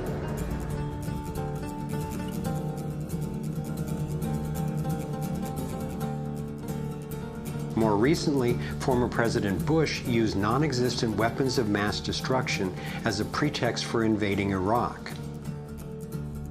Tactics like this are sometimes referred to as false flag operations. An increasing number of people believe that 9/11 was a false flag operation by the global elite in order to set the stage for taking over Middle East oil and dismantling U.S. constitutional protections. There are lives in the balance. There are people under fire. There are children at the cannon. There is blood on the wire. There is blood on the wire. There is blood on the wire. There is. Most of what's needed for a police state is actually already in place. Right now in America, any of us can be imprisoned without warning or due cause, and we can be kidnapped, tortured, and assassinated legally if the government decides what we are doing is a threat to their plan. All they have to do is name us as a suspect in their so-called war on terror. We're being watched more and more. In 2010, there were 30 million surveillance cameras recording us in the US alone. When we demonstrate, we're now relegated to what are euphemistically called free speech zones. Zones for free speech? Every phone call and email we send is collected and archived and can be inspected at any time. Our driver's licenses and passports have computer chips implanted in them to track our every move. And now hospital patients are getting these same chips implanted under their skin. In fact, it was Procter & Gamble who developed these chips, initially for tracking their products. It's always offered as a way to help, but even an assistant director of Central Intelligence has admitted it's an entry point to getting all of us chipped for better tracking and control. These would-be controllers, through the U.S. Space Command, have outlined a plan called Full Spectrum Dominance. Sophisticated satellite surveillance, as well as directed energy and laser weapons, which are already developed, have the ability to target dissenters anywhere on Earth. I believe they are also trying to ensure they can deal effectively with any resistance. FEMA containment camps and railroad cars with shackles have been recently constructed or refurbished all over the United States for use in what officials call times of pandemic or civil unrest.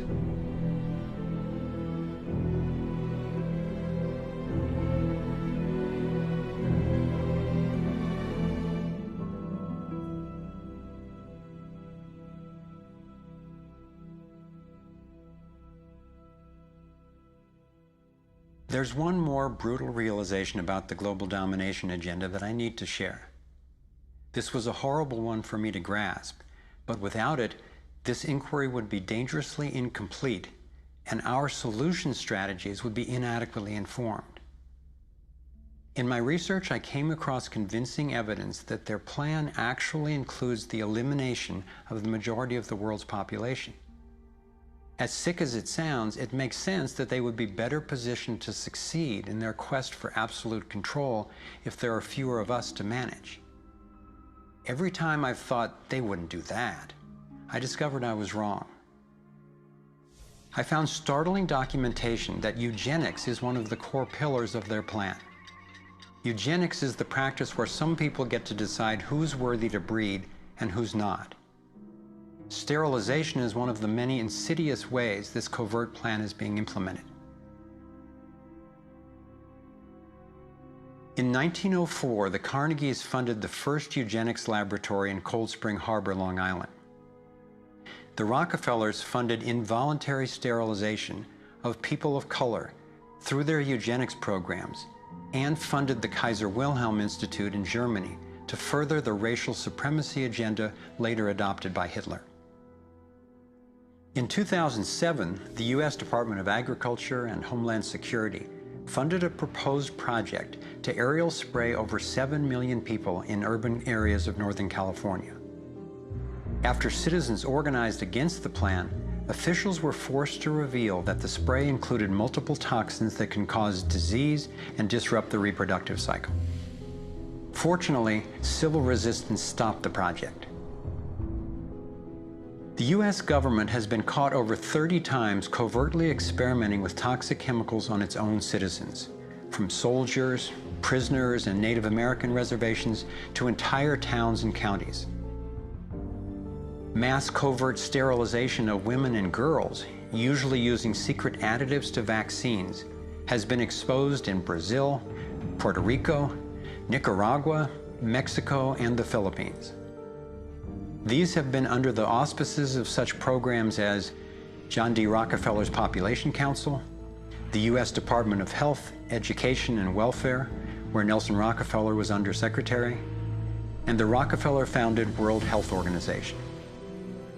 Novartis and Syngenta, in cooperation with the U.S. Department of Agriculture and the Department of Defense, have field-tested a spermicidal strain of GMO corn that would render male consumers infertile. This was quietly announced as a contribution to the world overpopulation problem. The list goes on and on.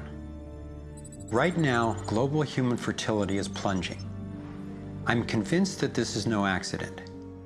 For me, being willing to consider and research a direct depopulation agenda was critical to my getting the whole picture and to generating responses that could be sufficient to the task we face.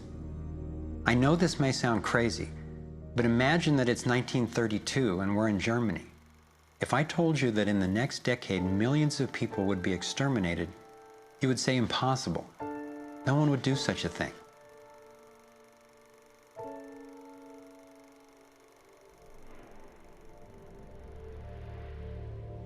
This is what depopulation looks like today. I'm convinced that I'm not overstating the case. Could I be wrong? Perhaps. But what if I'm not? We are at a critical fork in the road in human evolution. One road is leading toward tyranny and possible self-destruction. The other would lead us to a peaceful, healthy civilization based on honoring the rights and freedom of every single person on the planet.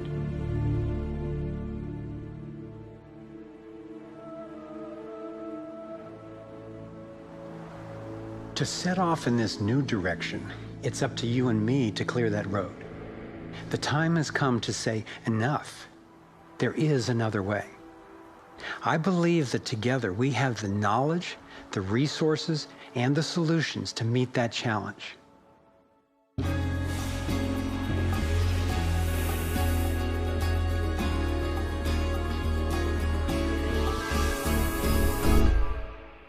I see this process as nothing less than a struggle for the soul of humanity. It begins with a shift in worldview, answering the question, who are we really? What is human nature? Are we humans what the elite would have us believe?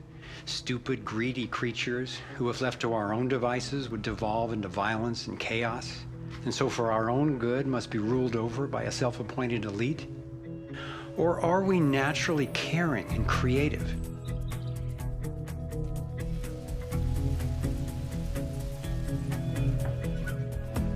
I believe when people are healthy and have what we need to survive, we can create a world based on integrity, freedom, and compassion. A world where everyone can thrive. Which of these two views will shape our future? That's our choice now. The agenda of the ruling elite is the product of a destructive worldview, based on their beliefs that there's not enough to go around, that some people are more deserving than others, and that their own safety depends on maintaining absolute control over the rest of us. In short, their worldview is based on scarcity and fear. But as powerful as they are, the architects of the New World Order cannot create their dreadful vision without our collusion. To stop them, to render their agenda obsolete, we have to wake up. We have to take action. This is like the last effort of a particular phase of civilization. It's its last gasp, really, and I often use the metaphor of the caterpillar becoming the butterfly. Because the caterpillar crunches its way through the ecosystem. It's very destructive. It eats 300 times its weight in a day until it's so bloated that it hangs itself up and goes to sleep. And its skin turns into a hardened chrysalis. And then in its body, you get these imaginal cells. Biologists actually call them that, forming within the caterpillar's body. The caterpillar's body then actually becomes a nutritive soup for those cells. But what's important about that metaphor is that the old and the new coexist for a while. And it's the job of the caterpillar to preserve its life. It's a desperate government that we have now trying to control oil in the Middle East and wanting now to promote nuclear energy and all these things that they know better, but they have to play out the role of protecting themselves. It's their job. And if you love butterflies, you don't go around stepping on caterpillars. So we can't hate them. It doesn't do any good. But if you want alternative energy, you don't ask an oil economy administration to produce it for you. We have to produce it. We imaginal cells have to show that it's cheaper, more efficient, and more effective. Our job is to build a new world. If we had the vision and a worldview that says our crisis is a birth and everybody's needed and everybody will have more of what they truly want, you could turn this desperate world into a renaissance of human creativity and love. It may seem that the controlling elite has all the cards, but we have many advantages of our own. First, let's talk numbers. Very few people are consciously perpetrating the domination agenda. Most of those helping to implement the plan don't understand the full picture of what they're a part of.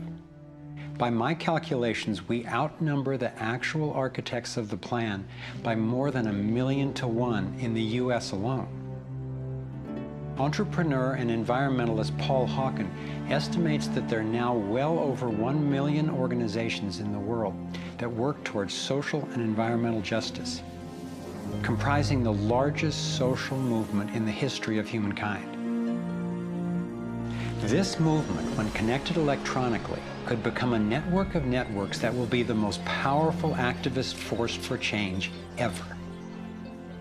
If you look at the people who are involved with restoring this earth and stopping the damage and resisting the depredation and nurturing change and reimagining what it means to be a human being, and you're not optimistic, then you might want to get your heart checked, because there is an extraordinary, beautiful, gorgeous, fierce group of people in this world who are taking this on. The second important advantage for us is that all the power centers that the elite control require our participation. If enough of us withdraw our support, their plan can't work. This is true of the central banks, the military, the corporate media, the government, and more. And following the models of Mahatma Gandhi and Martin Luther King Jr., we have the power of nonviolent non-participation. It takes tremendous energy, resources, and deception to try to dominate the lives of others. In moving toward freedom, on the other hand, we have on our side the evolutionary life force and what Gandhi called satyagraha, the simple power of truth. In India, we have thousands of villages which are now freedom zones. So we will not accept patenting. We will not cooperate with it, just like Gandhi did not cooperate with salt laws. We will not allow chemicals and genetically engineered crops to enter our ecosystems because they threaten this biodiversity. And this freedom movement, which is a freedom movement for all species, not just for individual humans, is something that's growing so fast and is reflected in the movement for GMO-free zones in Europe. I turn my back, and there's another 1,000 GMO-free zones. 90% of Italy, 90% of Austria. The freedom zones around the seed, around food, are creating massive shifts. In Bolivia, a grassroots movement took to the streets, relentlessly banging pots and pans, and eventually stopped the foreign corporate takeover of their water resources. Though very little is shown by the corporate media, there are countless success stories going on every day all over the world.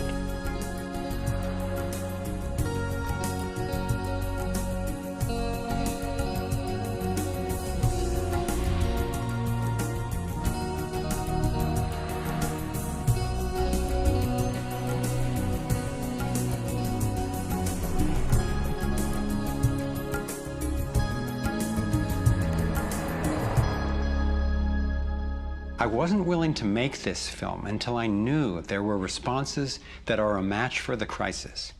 And now the power of the internet enables us to share the breadth and the depth of this research. We've spent years creating a vast website, thrivemovement.com, that brings it all together and makes the information and what we can do about it accessible to everyone.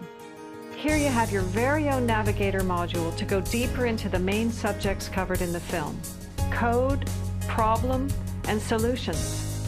You can study strategies and tactics and connect with others to take high-leverage actions. Every fact stated in this film has been independently verified, and the reference is on our website. This sector navigator facilitates whole systems thinking that recognizes that actions in one area impact all the others. The center of the sector navigator is worldview, because it determines how we experience everything that happens within and around us. In every sector, you'll find critical issues, resources, group strategies, and individual actions to peacefully and productively affect real change. Our resource tree will link you to the people, organizations, and media that we most recommend to help you get more fully educated and engaged. I was encouraged to find that there are a minimum number of actions which, working together, can tip the scales. It's not endless. Once we see the big picture, we'll look at what each of us can do to help accomplish it. Let's take a look at the strategic antidotes to their economic domination. We need to stop any more bailouts of banks or corporations, dismantle the Federal Reserve, withdraw taxpayer support from central banking agencies such as the IMF and World Bank, allow development of alternative currencies and independent banks, and refuse international taxes. My main emphasis is on solutions in the U.S. because that's what I know best. But just as the predicament is global, so are the principles on which the solution strategies are based. Here are some tactical actions that we can take as individuals that don't take much time or money to make a real difference right now. Get informed, speak up, and connect with others. Bank locally. When we move our money out of the big centralized banks and into locally owned banks and credit unions, we defund the problem and fund the solution all in one move. Buy and invest responsibly. Every dollar you spend sends a message. Join the movement to audit and end the Federal Reserve. It's robbing us. Join a coalition to keep the internet fair and open. Don't let anybody take control over it. Support independent media. Get your information from diverse sources and think about who's funding the news you get. Support organic, non-GMO farming. Join movements to bring about honest elections, including traceable paper ballots and campaign finance reform. Congress can only be accountable to us when corporations stop funding them. Advocate for renewable and new energy technology. Bring the conversation about free energy out into the open. It will transform the power dynamic on this planet faster than anything in recorded history. Sign up for critical mass actions. It's a strategy to leverage our power by waiting until a huge number of us agree to participate before taking an action. Imagine 1 million of us acting in unison. Then again, imagine even more.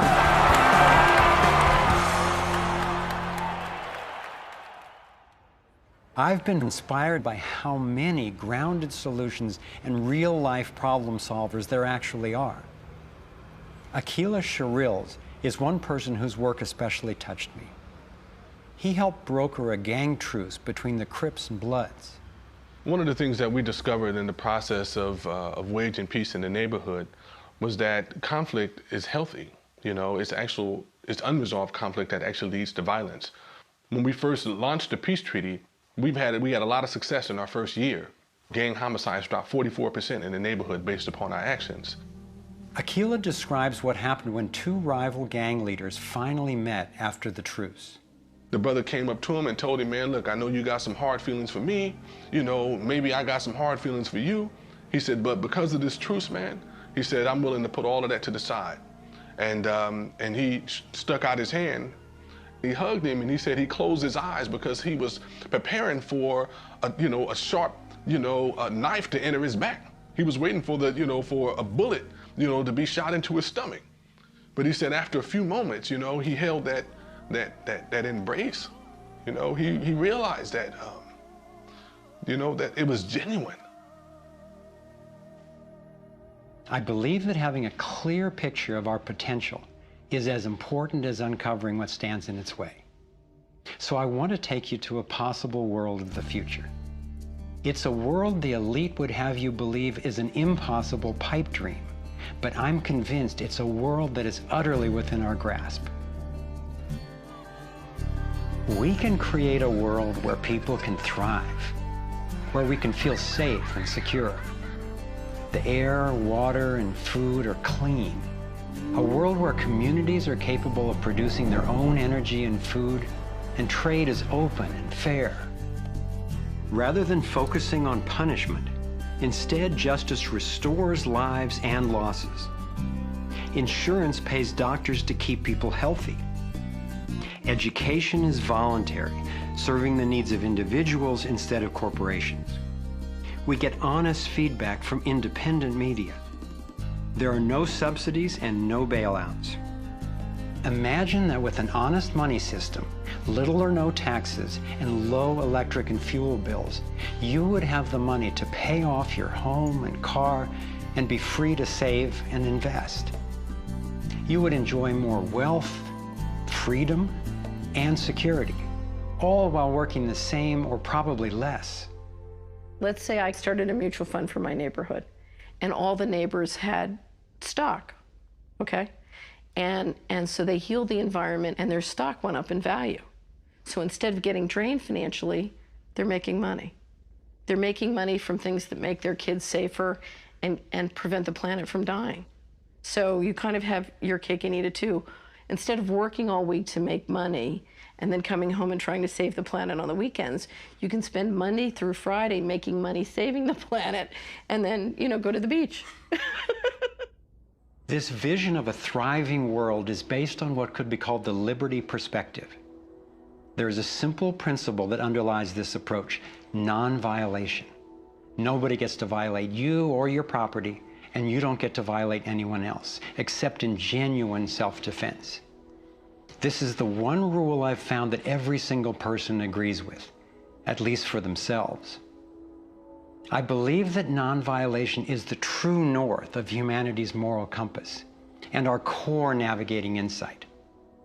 This insight can guide us and protect each and every individual as we set up voluntary, self-sustaining systems. It is a way of living that I can stand for wholeheartedly and without reservation. I've been profoundly influenced by the work of Austrian economist Ludwig von Mises, who developed a whole philosophy and economic system based on the core ethic of non-aggression. Motivated by having witnessed the ravages of communism and fascism in Europe, he committed his life to finding a just way. He recognized that those systems, as well as socialism and even democracy, wrongly assume the rights of the collective, or the group, to be more important than those of the individual. I had always gone along with the view that more people will thrive if we consider the group's needs above the individual's.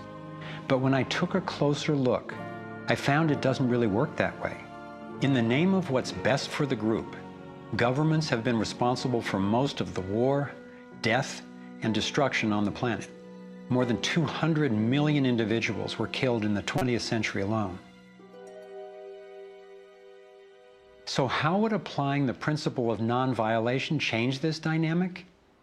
It would take us from incremental change of a fundamentally flawed system to a complete transformation where not just some, or even the majority, but everyone could truly have the opportunity to thrive. In order to implement the principle of non-violation, it makes sense to me to honestly re-examine our past, because it doesn't work to try to build a healthy living system on top of an unhealthy one. We have to go back to the most fundamental acts of injustice upon which the country was founded, and the seizure of the lands of the people, and the slaughter of their women and children, and the rendering destitute most of the remnants of these people, is such a grievous wrong that we believe that we have to deal with that, to come to grips with that in a fundamental way. Understanding that they're not wrongs that were done and completed 150 years ago. They're wrongs that are continued every single day. So you have, through the history of North America and the United States, over 500 treaties signed with indigenous nations where every single one of them now has been violated.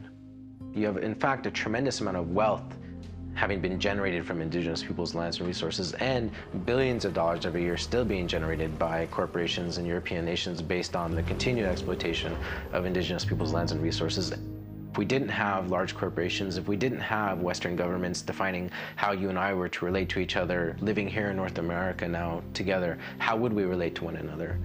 How would we make it different? It's going to take time and courageous effort to shift the consciousness and accomplish the tasks that will move us toward the world I'm talking about. And yet I know of no greater gift that we could give to future generations. We can't do everything at once. I envision 3 overlapping stages of the solutions process. In stage 1, we bring as much integrity as possible to our current systems. If we cut the U.S. military budget in half, it would still roughly equal the defense spending of the entire rest of the world. Between that and getting rid of the Federal Reserve, over $1 trillion a year would be freed, enough to feed everyone on our planet, deal with social issues, and heal our environment. Many people believe that widespread starvation and poverty are inevitable, but compared to war, eliminating poverty and restoring the environment are cheap. According to Lester Brown's Earth Policy Institute, it would take under $200 billion a year to restore the Earth's environment and meet global social goals. But this stage isn't the end goal of the Liberty perspective. While stage 1 has a lot of the compassion typically associated with a liberal Democrat agenda, stage 2 reflects much of the wisdom of the traditional conservative worldview. In stage 2, we shrink government's role to protecting individual liberty and stewarding things we share in common, like ecosystems and the airwaves we use to communicate. As the system gains integrity and we move to sound currency, people will have enough money to have more control over everything that affects them. Stage 3 grows out of the increasing freedom that people gain in stages 1 and 2, as they have more money and more time. There is no involuntary tax and therefore no involuntary governance. There's no monopoly on force. There are rules, but no rulers.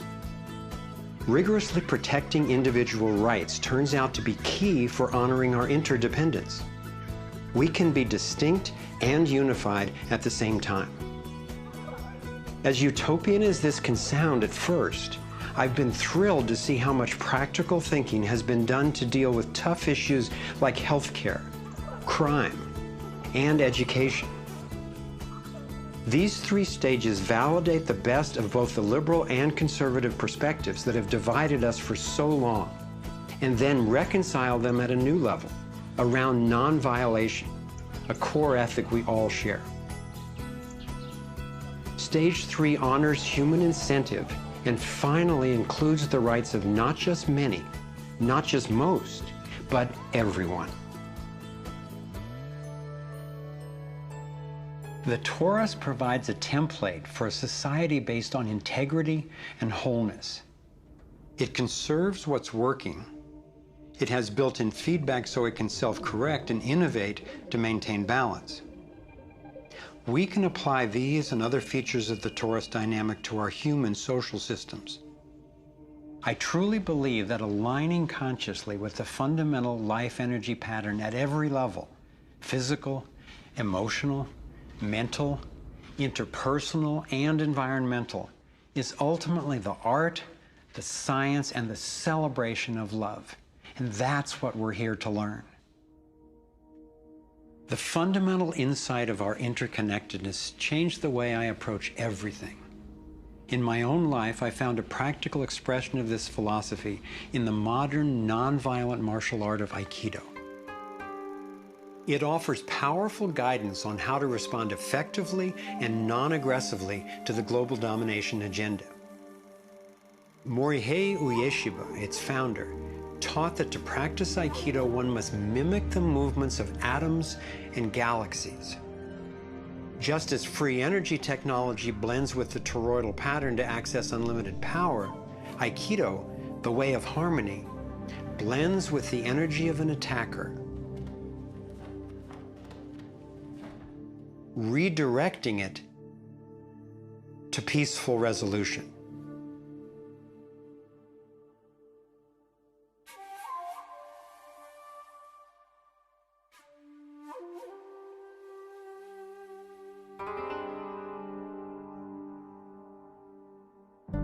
Gandhi and King applied these principles of non-aggressive power at the economic and social levels. If we respond with violence to the domination agenda, other than in self-defense, it would only continue the old us versus them paradigm and provide an excuse for even more police-state measures. I believe that it's essential, both morally and strategically, that we take the path of non-aggression.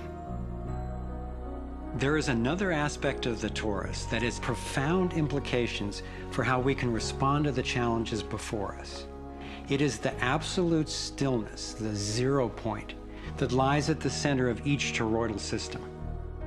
I believe that you and I, as well as every other being, are torus energy fields, centered by stillness and each connected to one another and to the boundless consciousness of a living universe. As much as I benefit from the experience of others, as highlighted here with the Navigating Insights, and as valuable as daily feedback is about what's really going on in the world, as we see with the vitals, I've come to recognize that our primary compass is our own inner guidance. As we learn to quiet the noise and amplify the inner signal, we can better hear the voice that naturally knows and offers wise direction. We have an entire inner life, a vibrant and lively inner life that is truly the navigator of the path that we take on the outside. If your inner life is the driver of how you show up in the world, it makes sense that if you want to have anything to do with where you're going, that you have to be in relationship to that inner life. You have to be in relationship to the driver. As we develop increased relationship to who's in the driver's seat, what happens is there is a synergy. It's a symbiotic relationship that our inner lives are actually able to be more in tandem with where we're choosing to go, and we're able to get there. We're not nearly as insignificant in our impact as we think we are. In order to heal the world, we have to start telling a different story to ourselves. We have to start engaging in a different story with others. It's a collective story that manifests as the world. Humanity is now in a very interesting evolutionary phase in which we move from hostile, aggressive competition, which is the nature of young species, into a more mature mode of cooperation, collaboration. There's no question in this country that money, that capital is being increasingly concentrated in the hands of a few. And those who are so powerful are concentrating it further. But there is a force that's more powerful, and that's the power of the people. When we look at the crises now, it is so easy to fall out of love with life. It is so easy to get pessimistic and desperate. But from my perspective, the crisis has matured to the point of being on the threshold of mass awakening, and that feeling inside me gives me the vitality to know that no matter how small what I'm doing looks to me in the face of these huge problems, that the impulse of evolution is not small. And when it's in everybody who's waking up, it's huge. And as more and more of us are waking up, linking up, and daring to speak up, the scheme for global domination is being exposed. And we're discovering solutions that can create the world we yearn for and deserve. Again and again throughout history, when people have recognized tyranny rearing its cruel head, they've come together and stood up for liberty. I am confident humankind will look back on this period and be proud that when we saw, we acted. Thank you for coming on this journey with us. I'm convinced we have what it takes to thrive. Let's make it happen.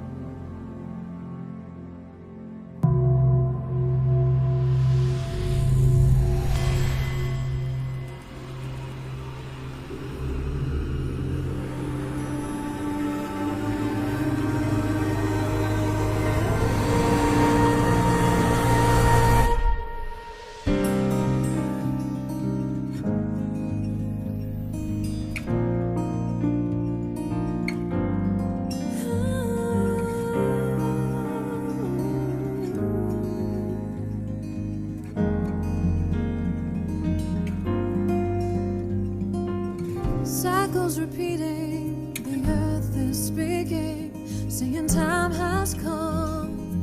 Wake up from this nightmare of life. So many shattered lives reaching out, crying out for freedom, crying out for love. Carried by the current, till we stand side by side on the brink of a brand new dawn. We come together while the waters rise. There's a stirring deep inside, deep inside. We come together to stand up for our lives. What on earth does it take to thrive? While we've been sleeping, hearts were beating so much closer than we ever knew. Beneath the noise, there is an inner voice whispering, clear and true. The veils are finally lifting, our ways becoming clear. There's a dream without a limit, and a vision so strong, every person knows they belong. Come together while the waters rise. There's a stirring deep inside, deep inside. We come together to stand up for our lives. What on earth does it take to thrive? Come together while the waters rise.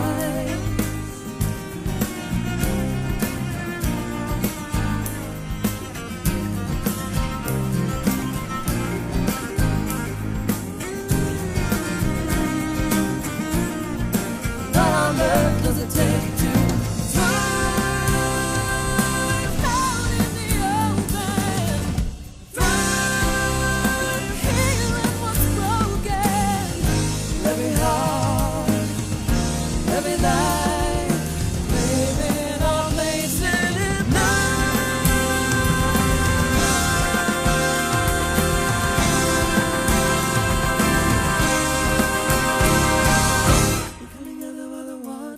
rise. There's a stirring deep inside, deep inside. Come together to stand up for our lives. We all have what it takes to thrive. We come together while the waters rise. There's a stirring deep inside. Deep inside. We come together to stand up for our life.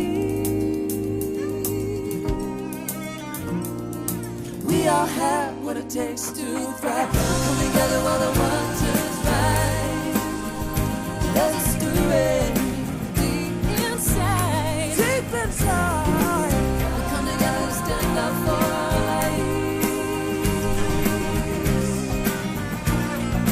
We all have what it takes to thrive. We come together while the waters rise. There's a stirring deep inside. Deep inside. We come together to stand up for our lives. We all have what it takes to thrive. We all have what it takes to thrive. We all have what it takes to thrive.